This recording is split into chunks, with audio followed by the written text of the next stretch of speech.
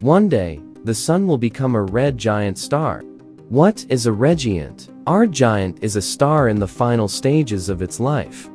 Dying stars slowly swell, expanding multiple times their original size. According to Earthsky, when a star becomes a red giant, it may remain in that state for up to 1 billion years. Eventually, the star will slowly contract and cool, transforming into a white dwarf. In contrast to red giants, white dwarfs are incredibly dense stars the size of Earth, emitting a small fraction of their original energy. Eventually, after billions of years, these stars will become extremely cold and cease to emit energy.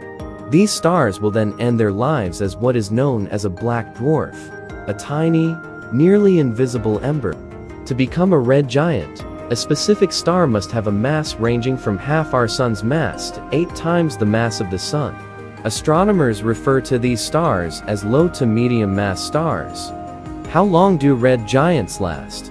According to theory, a star will be in the red giant phase for about 1 billion years. What happens next depends on the star's mass.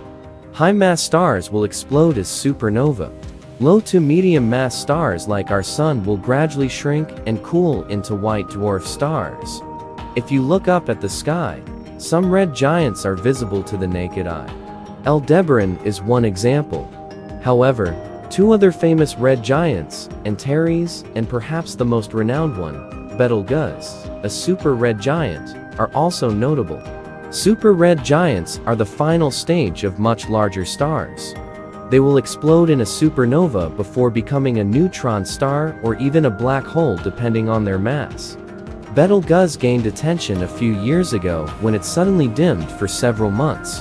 In 2019, experiencing a brightness reduction of over 60%. What about the Sun? According to theory, over the next few hundred million years, the Sun's brightness will gradually increase, emitting more energy across the electromagnetic spectrum.